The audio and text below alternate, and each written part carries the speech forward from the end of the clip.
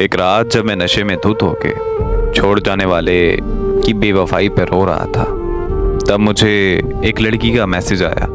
लिखा था कि मैं आपसे बात करना चाहती हूँ। मैंने मैसेज इग्नोर कर दिया क्योंकि मुझे रूटीन में ऐसे मैसेजेस आते रहते थे।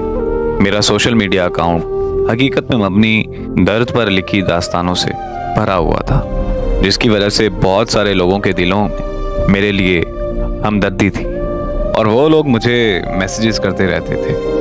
पर मुझे हमदर्दी से नफरत होने की वजह से मैंने कभी किसी को रिप्लाई नहीं किया था। उस लड़की के मैसेजेस बार बार आने लगे तो मैंने मोबाइल फ़ोन बंद कर दिया और सो गया। अगले दिन मैं शाम के 7 बजे जब नींद से उठा तो और अपना मोबाइल ऑन किया तो उस लड़की के कोई 200 मैसेजेस आए हुए थे। मुझे बहुत गुस्सा आया। मैंने उसे कॉल मिला दी। उसके कॉल अटेंड करते ही मैंने उसकी खूब इंसल्ट की और कॉल बंद करके उसे ब्लॉक कर दिया। थोड़ी देर में ही मुझे एक और रॉन्ग नंबर से कॉल आ गई। मैंने अटेंड की तो एक लड़की ने मुझे भाई बोलते हुए कहा कि मैं नूर की बहन बात कर रही हूँ। मैंने उससे पूछा कि कौन नूर? वो कहने लगी कि वही नूर जिसने सोशल मीडिया पे आपकी स्टोरी पढ़कर पिछले 7 दिनों से कुछ नहीं खाया। वही नूर जो पिछले 7 दिनों से लगातार रोई जा रही है। वही नूर जो पिछले 7 दिनों से सोई नहीं। वही नूर जिसकी कुछ देर पहले आपने इंसल्ट की है। मैंने इतना सुनते ही कॉल बंद कर दी और वो नंबर भी ब्लॉक कर दिया।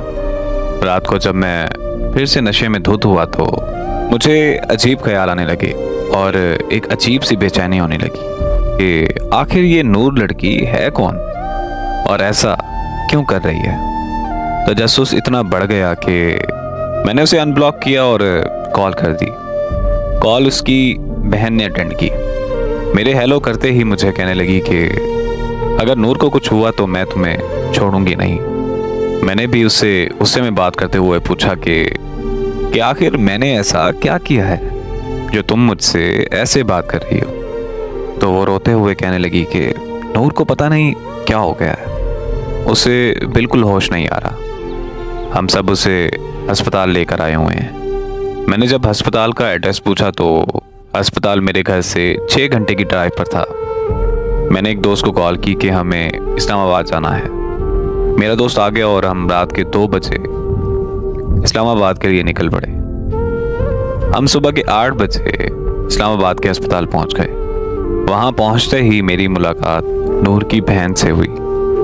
उसने बताया कि नूर को 104 पर बुखार है और उसे अभी तक होश नहीं आ रहा।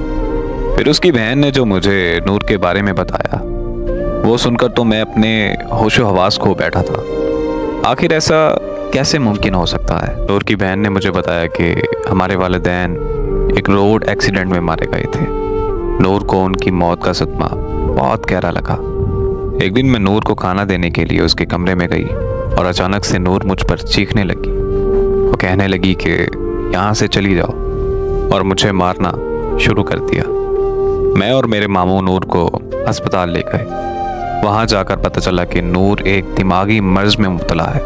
ये एक ऐसा मर्ज है जिससे इंसानी सोच, एहसासात और मुतासिर होते हैं। पर हमें लगा कि बस ये माँ बाप की मौत का सदमा है और कुछ ही दिनों में नूर बिल्कुल ठीक हो जाएगी।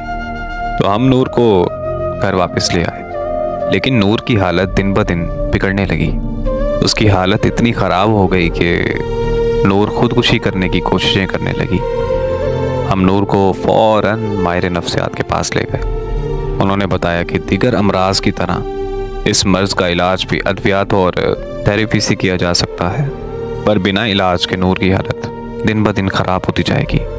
अगर मज़ीद देर हो गई तो नूर को पागल खाने भी भेजना पड़ सकता है। तो हमने फ़ौरन नूर का ट्रीटमेंट शुरू करवा दिया। 2 साल के मुश्किल तरीन वक्त के बाद नूर बिल्कुल ठीक होकर खुशहाल ज़िंदगी गुजारने लगी। नूर ने बहुत सारे नावल भी लिखे और शेर व शायरी का शौक़ भी रखती है। पर जब से नूर ने आपकी कहानी पढ़ी है, पर तब से उसको इस दिमागी मर्ज का दोबारा अटैक आने लगा है।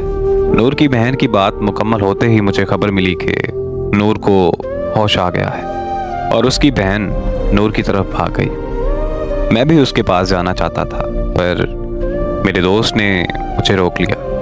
वो मुझे कहने लगा कि नूर तो पागल लड़की है, हमें उसे क्या लेना देना, चलो हम घर चलते हैं। मैंने अपने दोस्त से बोला कि अरे यार, मैं कौन सा नॉर्मल हूँ, मैं भी तो इतना पागल हो चुका हूँ कि किसी का कम बुलाने के लिए नशे का सहारा ले रहा हूँ। बस इतना कहकर मैं नूर से मिलने चला गया। नूर मुझे देखते ही उठकर बैठ गई। उसकी खुशी की कोई इंतहा ही नहीं थी। जिंदगी में पहली बार मैंने खुद की वजह से किसी के चेहरे पर खुशी देखी थी, और उसके चेहरे पर खुशी देखकर जो मुझे सुकून महसूस हो रहा था, वो सुकून मैंने पहले कभी महसूस नहीं किया था। मैं नूर के करीब जाकर बैठ गया और उससे उसका हाल चाल पूछने लगा, तो वो मुझे कहने लगी कि आपके आने से सब कुछ ठीक हो गया है। फिर हमने बहुत सी बातें की और कुछ देर बाद मैंने नूर से कहा कि अब मेरे जाने का वक्त हो गया है। नूर ने जब ये सुना तो पता नहीं उसकी हंसी अचानक से कहाँ चली गई। उसके हाथ पांव कांपने लगे और आंखें नम हो गईं। मैंने नूर की हालत देखते हुए अपने दोस्त को कॉल की और उसे कहा कि तुम चले जाओ, मैं बाद में आ जाऊंगा। इतना सुनते ही नूर के चेहरे पर मुस्कुराहट फिर से वापस आ गई। मैं और नूर 2 दिन तक अस्पताल में रहे। वो 2 दिन मेरी जिंदगी के सबसे खूबसूरत दिन थे। हमने एक साथ जीने मरने की कस्में भी खाई थी। 2 दिन बाद नूर को अस्पताल से छुट्टी मिल गई और हम दोनों अपने अपने घर चले गए। फिर हमारी फ़ोन पर दिन रात बातें होने लगी और ऐसे ही 1 साल गुजर गया। वो जहनी तौर पर बिल्कुल ठीक हो चुकी थी और मैं भी नशा मुकम्मल तौर पर छोड़ चुका था। यहाँ तक कि हमारी शादी के लिए हमारी फैमिलीज़ भी रजामंद हो चुकी थी। ज़िंदगी में सब अच्छा चल रहा था कि अचानक एक खबर ने मेरी दुनिया हिला कर रख दी। मुझे पता चला कि नूर की बहन की मौत हो गई। ये खबर मिलते ही मैं नूर के घर पहुंच गया। वहां पहुंचकर पता चला कि नूर की बहन ने प्यार में धोखा खाने के बाद खुदकुशी कर ली और नूर को फिर से वही दिमागी मर्ज का अटैक आया। नूर को अस्पताल में फिर से एडमिट कर दिया गया। वहां नूर के दिमाग की शरीयान फटने से नूर को ब्रेन हेमरेज हो गया और 6 दिन बाद नूर की भी मौत हो गई।